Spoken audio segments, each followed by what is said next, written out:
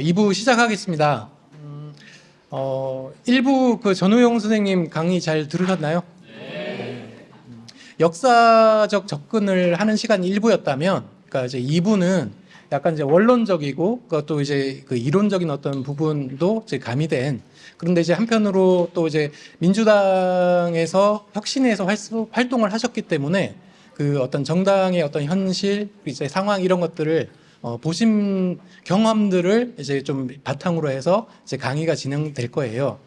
2부 그 발제자를 소개해 드릴 텐데, 저 개인적으로는 사실은 이제 굉장히 뵙고 싶었던 분이십니다. 그러니까, 서복경 더 가능 연구소 대표님이신데요. 경향신문이나 한겨레 신문에서 저는 이제 글로 많이 뵀거든요. 그래서 이제, 그러다가 이제 그 민주당 혁신위 위원으로 이제, 이게 참, 대단한 일을 하셔가지고, 그래서 이제 이번에 이 직접 민주주의와 관련돼서 이제 굉장히 의미 있는 이야기를 해주시지 않을까 싶습니다. 서복경 선생님 이제 불러서 저희가 한번 강연을 들어보도록 하겠습니다. 박수로 맞이해 주시죠.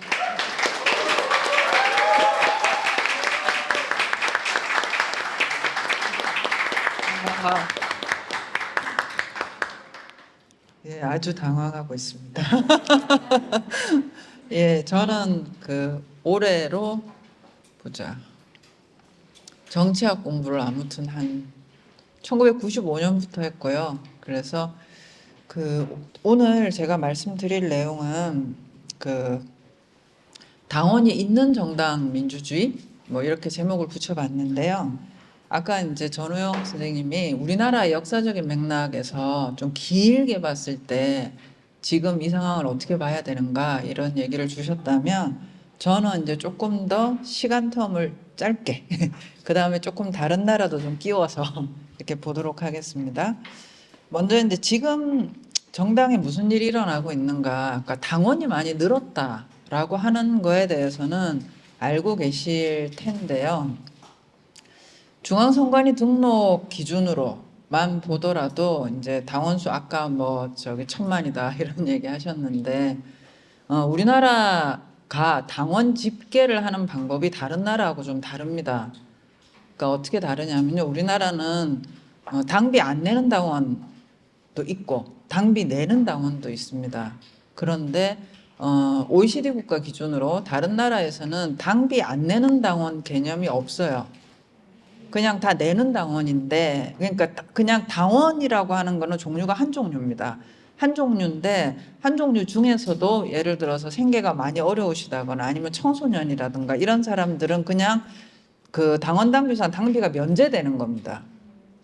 그리고 저기 당비를 내는 것은 이제 일정 그 액수가 있는 거죠. 일정 액수가 있어서 그거 이상 내는 거. 예를 들어 뭐 영국 노동당 같은 경우에는 한 지금 이제 그 파운드 환산을 하면 한 8,000원 정도를 내고 뭐 이런 식으로 이제 되는 거예요. 달달이.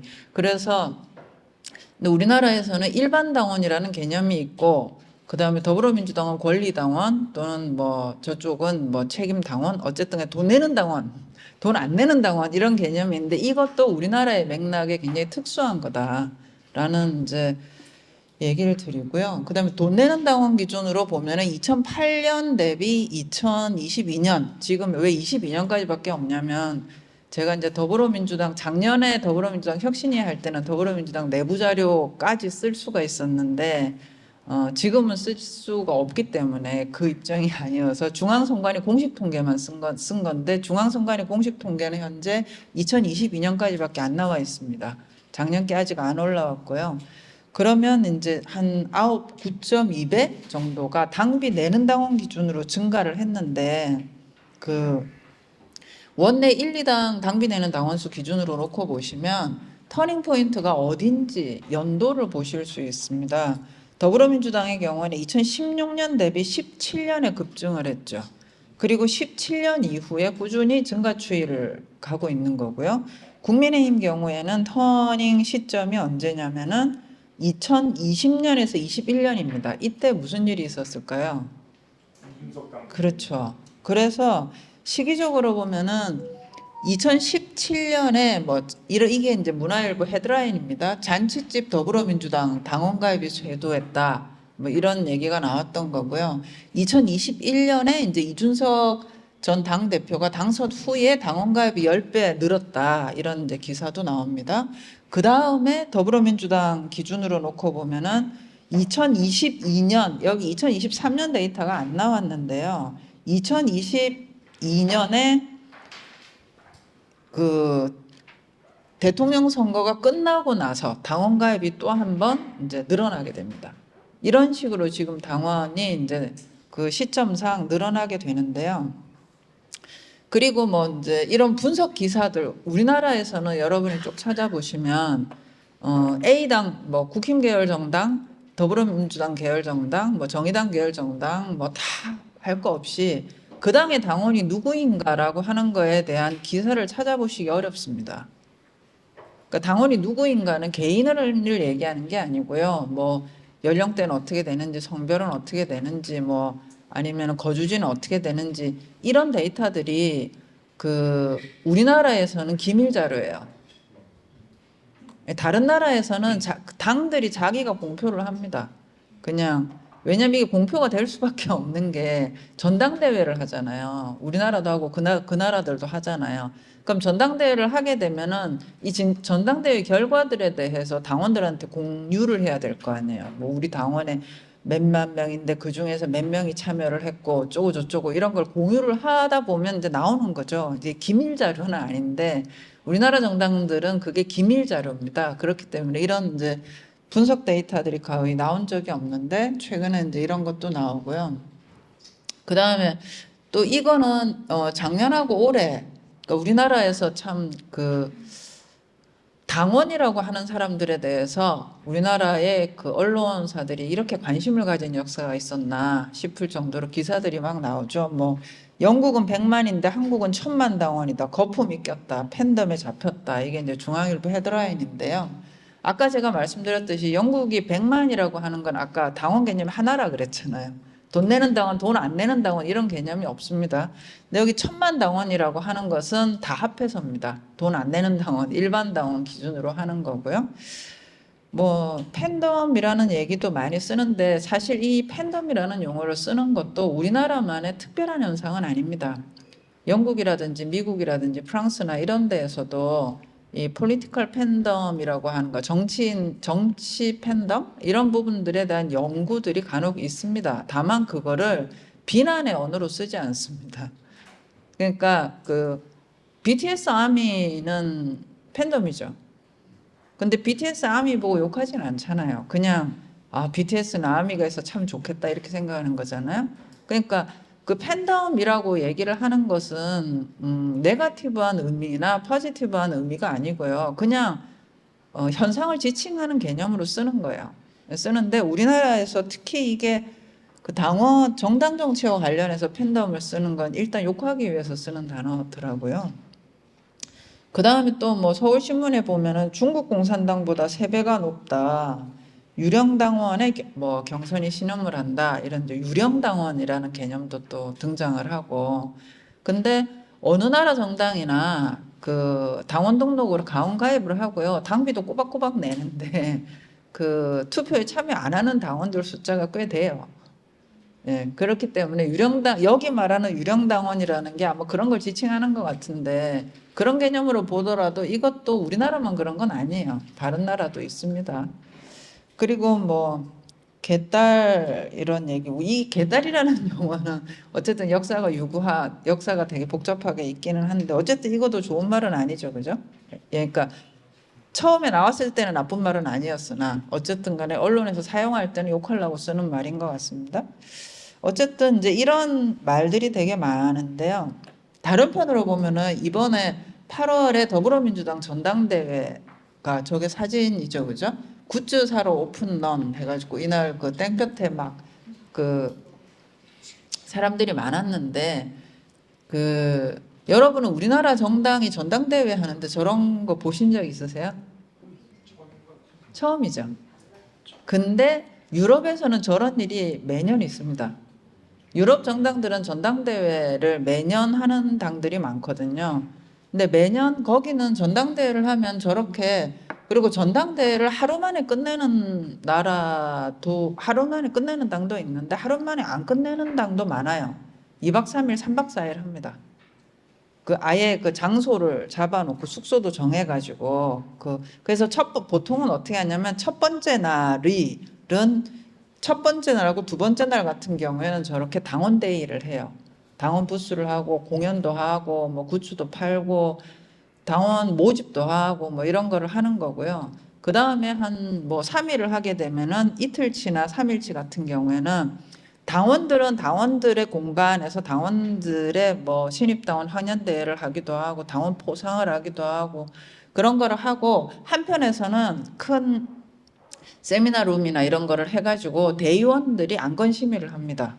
안건 심의를 하면서 뭐 그 전년도에 돈은 잘 썼는지도 보고 그 다음에 그 사업 계획대로 일을 잘 했는지도 보고 내년도 사업 계획은 어떻게 할 것인지도 보고 그 다음에 내년도에 이제 정책은 어떤 거를 중심으로 할 건지 이런 것도 봅니다. 그렇게 해서 크게 한 이제 당원과 그 다음에 그 심의를 위한 대의원과 이런 사람들이 이제 같이 행사를 진행을 하는 게 보통 전당대회 컨퍼런스의 기본 개념이에요. 그런 방식으로, 그러니까 저런 모습은 되게 일상적으로 있는 거죠. 그래서 그냥 매년 뭐 이거 이제 여러 정당들이 이런 걸 하는데 우리나라에서는 이게 지금 새로운 현상으로 들어온 겁니다. 이렇게 이런 일이 이제 우리나라에서 지금 있는데 어떻게 볼까는 좀 두고요. 일단 왜 이런 일이 지금 생겼을까라고 얘기를 할 때 보통 이제 가설 중에 하나가 뭐냐면 매체의 변화 때문이다라는 가설, 그러니까 뭐 SNS가 일반화되고 유튜브가 일반화되고 등등등등이죠. 근데 영향이 있었겠죠. 이게 역사적으로 보면 그 SNS 기반 대중문화가 이제 블로그가 등장을 한 게 2000년대 초반이고요. 그 다음에 페이스북이 이제 2004년, 유튜브가 2005년, 그 다음에 지금 X죠. 트위터가 2006년 이런 식으로 런칭을 해요. 그러면서 이제 이게 일반화가 되기 시작을 했기 때문에 어쨌든 개인 기반의 의견 전달의 매체가 확산이 된 게 2000년대 이제 초중반부터 확산이 되기 시작을 했고 이게 시민들이 이제 수평적으로 의사를 나누고 정당에 대해서 표현을 할 수 있는 문턱을 많이 낮춘 건 사실인데 그게 전부는 아니겠죠. 만약에 지금 이제 여기에 대해서 우리 생각해보니까 노사모죠. 노사모가 등장을 했을 때가 저 초기거든요. 근데 그 노사모들이 당시 지지했던 노무현 후보의 정당이었던 2002년 대통령 선거를 할 때 노무현 전 대통령의 소속 정당 이름은 새천년 민주당이었습니다. 그 노사모가 새천년 민주당의 당원으로 가입을 했습니까? 안 했죠. 안 했습니다. 그게 하려고 했는데 못한 게 아닙니다. 하기 싫어서 안 한 겁니다. 그때 노사모는 새천년 민주당의 당원이 되는 걸 싫어했습니다. 나는 노무현을 지지하지만 나는 절대로 새천년 민주당의 당원은 안 할 거야 라고 하는 게 당시 노사모의 정서였습니다.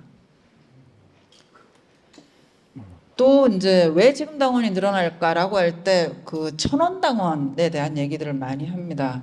당비가 1,000원이 되면서 문턱 없이, 또 하나는 당비 그 온라인으로 입당을 하면서 마구마구라고 얘기를 했습니다. 이것도 영향이 있었을 겁니다. 영향이 있었는데 이것만으로도 설명이 안 됩니다. 아까 여러분 데이터 보셨지만 더불어민주당 기준으로 늘어난 게 2016년에 늘어난 게 아니고 17년에 늘어났어요. 그죠? 예. 2016년이 아니고 17년에 급증했다는 얘기입니다. 만약에 온라인 1,000원 당비 이게 결정적인 변수였다고 하면 16년에 늘어나야죠. 이 제도를 도입을 하는 게 15년 겨울이니까. 그죠? 그래서 그러면 왜 지금 늘어났는가라고 하는 문제입니다. 그러니까 이 매체의 영향이라고 하면 노사모는 왜 당에 안 들어갔는가라고 하는 문제인 거고요. 그런 이제 온라인 입당 문제라고 얘기를 하면 시차가 좀 발생을 하게 되는 거죠. 그래서 사실 저의 가설은 이겁니다. 2016년에 촛불을 빼고는 설명할 수가 없다. 사실 2016년 촛불 당시에 그 일종의 이거를 이제 그 저희 정치학 업계 전문용어로는 정치 효능감이라고 합니다. 밀어봤더니 밀리더라라고 하는 경험이에요. 이거는 이제 저의 가설만은 아니고요. 1789년에 프랑스에서 대혁명이 어떻게 일어났을까? 왜 왕이 없는 나라를 만들려고 그 사람들은 생각했을까라고 하는 것을 설명하기 위한 여러 가설이 있었습니다. 근데 그 중에 하나가 뭐였냐면은 우연히 그렇게 됐다라는 게 되게 설득력이 있는 가설입니다. 그게 뭐냐면 1789년에 프랑스 대혁명 시기에 그 평민원의 사람들이 이제 그 내 돈을 가져가려면 나의 투표권을 보장해라라고 요구를 했더니 루이 16세가 싫어, 그냥 집에 가, 이렇게 얘기를 합니다. 근데 이 사람들이 집에 가지 않고 베르사유 궁전 테니스 코트에서 성직자고 귀족이고 다 필요 없어, 이제 우리가 프랑스를 대표할 거야라고 선언을 하고 바스티유 감옥에 가가지고 거기에 갇혀있던 사람들을 풀어버리는데, 그때 1789년에 그 평민원의 사람들이 그렇게 거리를 쓸고 돌아다닐 때 루이 16세와 마리 앙뚜아네트의 목을 바로 자른 게 아닙니다. 그때 이 사람들이 루이 16세한테 얘기한 게 뭐냐면, 너도 옆에 나라 영국 왕처럼, 그 당시 영국 왕이 이제 입헌군주제를 받아들였단 말이에요. 그래서 군림하지 통치하지 않는다라고 하는 이제 입헌군주제를 사인하면, 내가 왕은 시켜줘. 네가 영국의 왕처럼 우리 말을 잘 들으면 왕은 시켜줄게. 대신에 우리가 만든 법에 따라 통치하고, 우리가 만든 법에 따라 세금 걷고, 우리가 하지 말라는 짓을 안 하고 조신하게 가만히 있어라 라고 요구를 했고, 루이 16세가 사인을 해요. 그래 라고 해서 양자가 협정을 맺었는데, 루이 16세가 뒤로 마리 앙뚜아네트의 나라인 오스트리아 합스부르크 제국에다가 군대 동원을 요청을 합니다. 그리고 군대가 실제로 프랑스 국경까지 와요. 그리고 야밤에 마리 앙뚜아네트하고 루이 16세가 마차 타고 도망치다가 잡혀옵니다. 그래서 목이 잘린 거예요. 제가 이 얘기를 드린 이유가, 처음부터 그 사람들이 작정을 하고 우리는 역사의 길이 남을 대혁명을 한번 해봐야 되겠다라고 사고 친 게 아니라는 겁니다.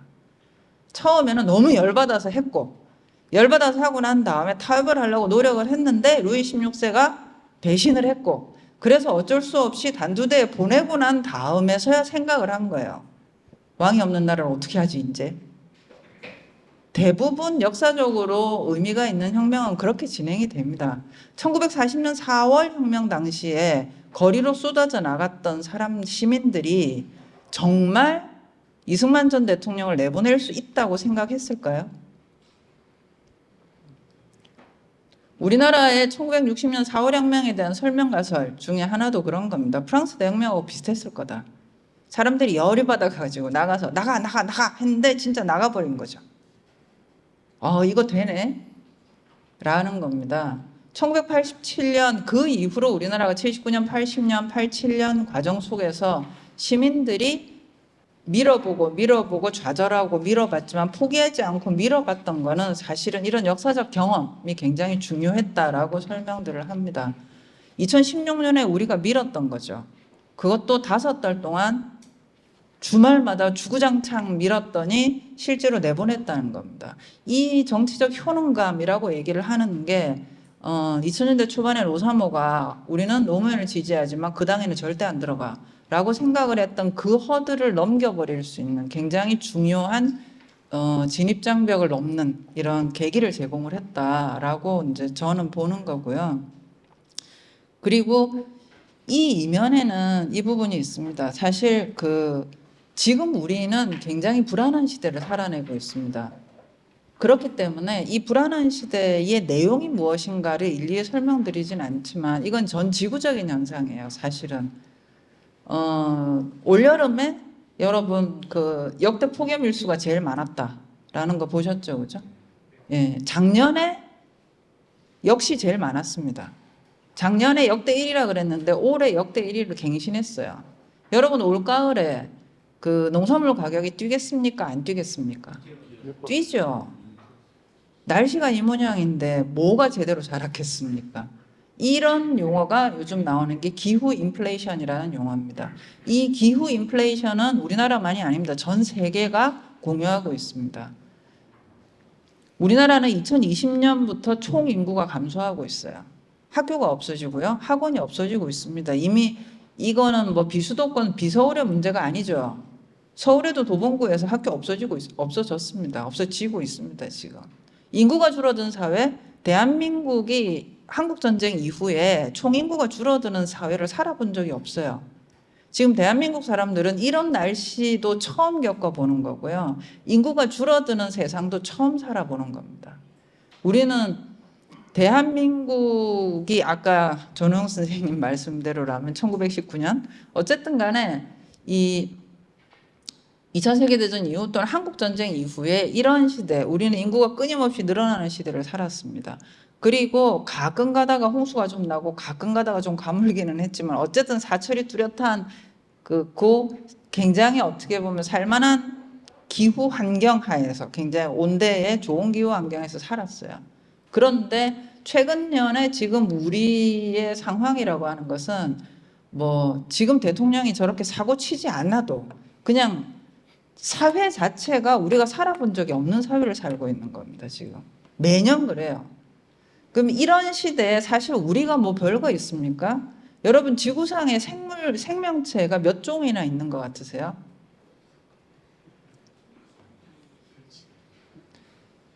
자, 지구상에 인간은 몇 명이 살죠, 지금?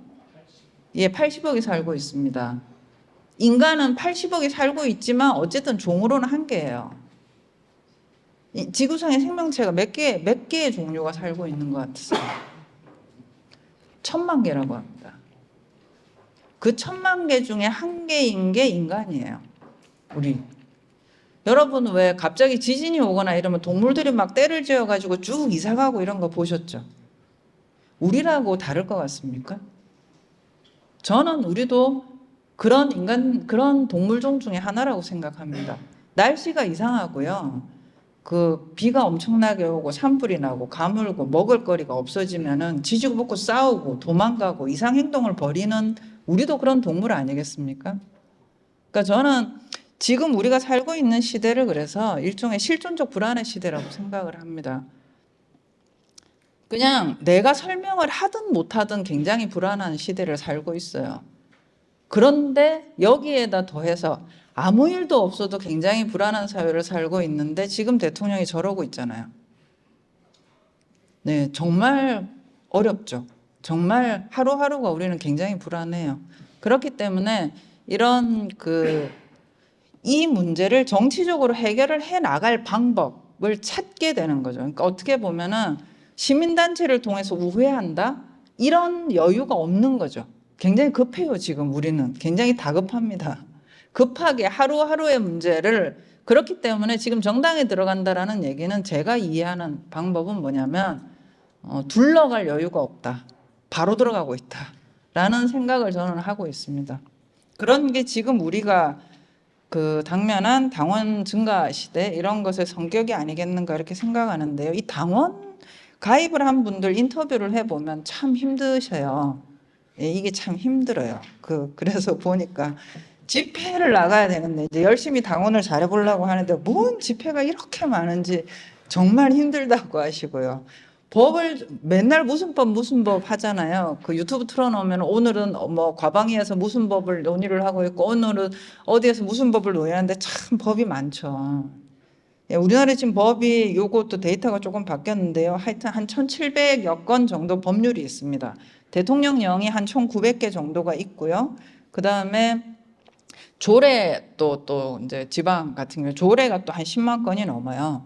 그러니까 이런 걸 가지고 이제 쳐다보니까 굉장히 괴롭습니다. 사실 법의 언어는 우리의 일상의 언어하고 굉장히 다르죠, 그죠? 그리고 또 당 돌아가는 공부들도 하셔야 됩니다. 근데 이 더불어민주당의 당헌당규는 이거를 혹시 보신 분이 계신지 모르겠는데 국민의힘 당헌당규도 그렇고 더불어민주당의 당헌당규도 그렇고 우리나라 정당들의 당헌당규를 보고 나는 죽어도 이해를 못하겠다라고 생각하시는 거는 여러분이 이상한 게 절대 아닙니다. 이 당헌당규가 이상하기 때문입니다. 그러면 우리나라 정당들은 왜 이렇게 이상한 당헌당규를 가지고 있는가? 이게 역사적인 이유가 있는 겁니다. 이게 제가 뒤에서 말씀드리겠지만 당원이 있는 정당이 아닐 때 만든 당헌당규예요. 골격이. 그러다가 당원들이 막 늘어나기 시작을 하니까 골격은 당원이 없는 집이에요, 이 집은. 근데 당원이 없는 집에 틈새로 여기도 하나 집어넣고 저기도 하나 집어넣고 이렇게 하다 보니까 전체적으로 당원 당규가 짝이 안 맞아요. 이 구조가 안 맞습니다, 지금. 이런 상황인 거고. 그리고 이제 뭐 당내 문제, 이제 국회의장 뽑는 것도 간섭을 좀 해야 되고, 간섭할 게 정말 많아요. 그죠? 근데 이제 무슨 일이 있었는가라고 하는 거를 찾기가 참 어려워요. 예, 어쨌든 겉으로 보기에 난리가 난 것 같은데 왜 저런지 알 수가 없다. 그 다음에 또 당내 문제도 복잡한데 언론들도 굉장히 말들이 많아요. 그죠? 예, 개딸이 어떻고부터 시작을 해가지고. 특히 제가 재밌는 게 보는 게 국민의힘의 정치인들이 더불어민주당의 당원에 관심이 참 많아요. 그죠? 자기 당 당원들한테 관심을 가지면 참 훨씬 좋은 일이 있을 것 같은데 그렇습니다. 그래서 사실 이 당원 증가 현상이라고 하는 거를 조금 더 한층 더 들어가서 생각을 해보면요. 원래 정당은 말 많고 탈 많은 조직입니다. 그렇지 않겠습니까? 말 많고 탈 많은 사람들이 때로 모여 있는 게 정당이기 때문입니다. 사실 어디서나 조직을 이렇게 들어가는 사람들은요, 조직에 안 들어가는 사람들보다는 좀 더 관심이 많은 사람들입니다. 무엇이었든 간에. 그럼 관심이 많은 사람은 정보를 더 많이 찾겠죠. 아는 게 많으면 말하고 싶은 게 많아져요. 말하고 싶은 게 많은 사람들이 때로 모여 있으면 싸움이 납니다. 그죠? 아니, 그러니까 이것은 조직의 속성이에요, 원래가. 그런데 정당은 좀 다른 게 있습니다. 관심이 많고 아는 게 많고 말하고 싶은 게 많은 사람들이라는 점에서는 조직이 맞는데 문제는 이 사람들이 다른 곳이 아니고 정치에 관심이 많고 정치의 정보를 찾고 정치에 대해서 할 말이 많은 사람들이니 더 갈등의 강도가 셀 수밖에 없습니다. 정치라고 하는 것은 한 사회를 기준으로 놓고 볼 때요, 가장 욕망과 에너지와 열정의 밀도가 높은 조직, 영역이에요. 그럴 수밖에 없습니다. 여러분은 공직선거에 후보 되기 위해서 당내 경선에 들어가는 분들에 대해서 어떻게 생각하시는지 모르겠는데요. 저는 그분들을 당의 당적과 무관하게 굉장히 존경합니다. 왜냐하면 그분들은 그 당내 경선에 들어가기 위해서 최소 인생 4년, 8년, 어떤 사람은 12년까지도 거기에 사실 인생 몰빵한 분들이 많습니다.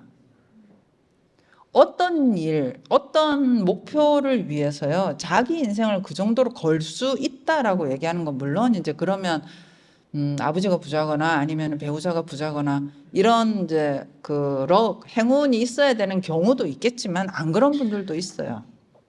정말 하고 싶은 걸 위해서 인생을 그 정도로 투자하는 사람들이 있다는 거, 이거 정말 쉬운 거 아니거든요. 근데 여기 보시면 이제 제가 쭉 표를 그렸는데 한 사회를 단면으로 자르면 이런 거예요. 정치에 관심이 덜한 시민들이 있죠. 이거는 뭐 잘하고 잘못한 게 아니라 객관적으로 있어요. 그 다음에 정치에 관심이 많은 시민들이 있습니다. 이분들은 이제 열심히 정보를 찾고 뭐 하시죠.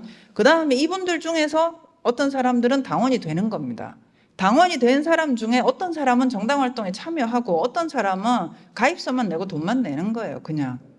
그리고 정당 활동에 참여하는 사람들 중에 열심히 하다 보니까 당직을 맡게 되는 겁니다. 대의원도 하고, 그 다음에 뭐 지역위원회 운영위원도 하고, 뭐 상무위도 하고, 그런 사람들 중에 또 어떤 사람이 공직선거 후보가 되는 거예요. 당내 경선을 하는 겁니다. 그 당내 경선 해가지고 출마를 해가지고 뽑히면 공직자가 되는 거예요. 정당이라고 하는 조직이 민주주의에서 담당하는 일은 뭐냐면요. 여기에서 제가 색깔 칠해놓은 시민들 있죠. 요 시민들의 어떤 그룹에 대해서 기회를 제공하고 정보를 제공하고 훈련의 경험을 제공하는 것이 정당이에요. 그렇기 때문에 정당을 민주주의의 엔진이라고 하는 겁니다. 정당이 이 정치에 관심이 많은 시민을 당원으로 받고 정당 활동에 참여시키고 당직에 훈련시키고 공직 후보자가 될 수 있도록 트레이닝하는 과정을 진행하지 않는 나라에서 민주주의가 제대로 작동하기를 기대할 수가 없죠. 불과 한 10년 전만 하더라도요, 우리나라에서요, 나 기업에서 돈 많이 벌었어. 나 의사에서 할 만큼 했어. 나 교수 했는데 이제 심심해. 이런 사람들이 정치 나 해볼까 이러고 왔어요. 예. 그것은 그분들의 잘못이라기보다 우리나라 민주주의 역사가 짧았기 때문입니다. 왜냐하면 맨날 우리나라 정당들은 선거 때가 되면 인재영입위원회로 굴리잖아요. 그죠? 근데 이거는 사실 정당 역사가 오래된 나라에서는 보기 힘든 아주 희귀한 일이거든요. 후보자를 밖에서 왜 업어와요? 안에서 키우지. 안에서 선발하지. 그죠? 그렇게 된 이유는 뭐냐면 우리나라 정당 역사가 짧기 때문에 당 안에서 피익을 할 수 있는 자원이 워낙 없었던 거예요, 그동안. 그랬기 때문에 선거 때만 되면 계속 업어온 거예요. 오세요, 오세요, 오세요 했는데 지금은 이제 벌써 40년이 다 돼가죠. 이제는 당 안에서 훈련시킬 수 있는 자원들이 생기는 거예요. 이거를 이제 정치적 사다리 구조라고 합니다. 지방의회 나가시고 지방의회 자치단체장 나가고 그 다음에 광역 트라이를 하시고 또 이분들 중에 검증된 사람이 중앙 국회로 오고 이렇게 해서 우리가 민주주의 역사가 짧기 때문에 정치나 해볼까 이런 정치인들이 여태까지는 사실 필요했지만 이제는 그 시기는 넘어갔다. 그 타임은 넘어갔고 이제는 당에서 당 돌아가는 것도 좀 알고 이렇게 커야 되는 건데 사실 그랬기 때문에 우리나라 민주주의가 저는 참 대단하다라고 생각하는 이유가 훈련되지 않고 검증되지 않은 사람들 소위 말해서 초짜 정치인들을 데리고 이만큼 민주주의를 한 게 놀랍지 않습니까? 물론 이만큼 하다 보니 저 대통령 같은 일이 생기는 거예요. 제가 이제 잘 쓰는 표현으로요. 저는 학교에서 강의를 합니다. 그럼 저는 제 강의를 수강 신청한 사람한테만 책임지면 돼요. 그죠? 환자는 돈 내고 자기한테 치료받으러 온 환자만 책임지면 됩니다. 국회의원은 5천만에 대해서 책임져야 되죠. 그죠? 그런데 그 5천만에 대해서 우리나라의 모든 직업군 중에 가장 책임의 범위가 넓은 이 직업인입니다. 이 직업인을 우리가 그 사람이 국회의원으로 되는 순간 여러분과 내가 낸 세금으로 월급 줘요. 근데 우리가 그 사람한테 4년 동안 매달 달달이 월급을 주면서 초짜를 교육시킬 수는 없지 않습니까? 그렇지 않습니까? 이미 검증 끝내고 훈련 끝내서 이제 스탠바이 돼서 일할 사람한테 우리는 월급을 주려고 하는 거지. 정치나 해볼까? 그래서 저 사람이 무슨 생각을 하는지도 모르겠고 무슨 능력이 있는지도 모르겠고 한 번도 검증도 안 되고 이런 사람 데려다가 열심히 여러분이 마치 학원 보내서 공부시키고 훈련시켜 보듯이 할 수는 없잖아요. 우리가 세금 들여서. 이제는 그런 세월이 아니라는 겁니다. 그래서 정당이 훈련을 시켜서 내놔야 되는 거예요. 정당이 후보를 냈는데 그 사람은 생초짜라서 내 세금을 받아서 그 세금 값을 못하는 경우에 그 정당한테 집단적으로 페널티를 물어도 되는 시기가 됐다는 겁니다. 예전에는 우리가 너무 짧았기 때문에 그 정당도 내놓을 사람이 없었던 거예요. 사실 그 당에 당원도 없었고. 근데 지금은 시대가 바뀌었다라는 것이고요. 그래서 이 당원이 된 시민이 늘어나는 거는 일단 좋은 일이죠. 앞서 말씀드렸지만 정치에 관심이 많고 그중에서 당원이 된 시민, 이 사람들 중에서 공직 후보자가 되는 단계를 훈련받을 사람이 많아진다라는 것은 뭐 그 자체로는 굉장히 좋은 일인데 문제는 이런 일도 생긴다는 거예요. 여러분 이 사진이 뭐냐면 2021년에 미국 대통령 선거 끝나고 난 다음에 새해 벽두부터 트럼프 대통령 지지하는 공화당 당원들이 의사당 난입한 사건이죠. 저 아래 사진은 2023년에 똑같이 브라질의 룰라 대통령이 당선되고 나서 반대파의 당원들이 의사당 난입해가지고 점거한 사건입니다. 저 사람들 당원입니다. 당원이 된 사람들이 항상 우아하고 아름다울 수 없다는 얘기입니다. 저 사람들은 왜 저렇게 됐을까요? 왜 저거는 제가 저 나라 법은 구체적으로 모르겠는데 저 나라에서도 저거는 위법이기 때문에 트럼프 대통령 지금도 재판 진행 중이죠. 합법이 아니란 얘기입니다. 멀쩡한 정당의 당원들이 왜 저런 짓을 했을까요?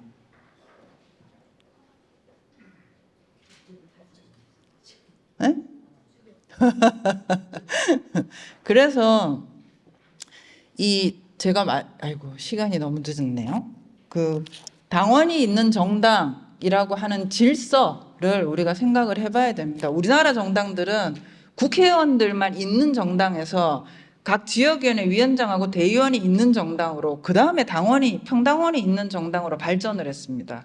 그래서 제가 우리나라 정당들의 구조가 다르다. 이거는 이제 제가 더불어민주당의 당원 당규를 가지고서 이런 그림을 했는데 핵심은 뭐냐면 당원들하고 저 제일 위에 있는 정당 지도부 조직 사이에 채널이나 링크가 없다는 거예요. 근데 이게 왜 이렇게 생겨 먹었냐면 앞서 보여드렸지만 처음에 저랬거든요. 가당처럼 생겼던 거예요. 근데 이 가당이 다당이 돼버린 거예요. 갑자기 짧은 시간에. 그러다 보니까 그 당의 구조에서는 굳이 예전에는 필요가 없었던 거예요. 이 링크가. 근데 이제 그게 필요한 시점이 된 거고요.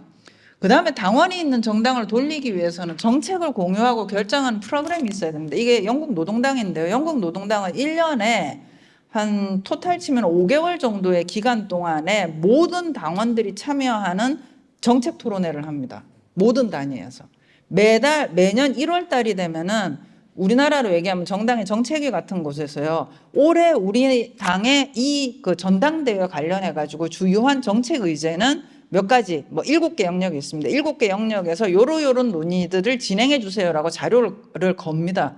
그러면은 홈페이지에 그 자료가 걸리면은 각 지역위원회하고 시도당위원회하고 전국위원회 조직들에서 저 자료들 가지고 토론을 쭉 진행을 한 다음에 당 홈페이지에 코너가 있습니다. 거기다가 자기 지역위원회나 자기 전국위원회 조직에서 토론했던 내용을 다 올려요.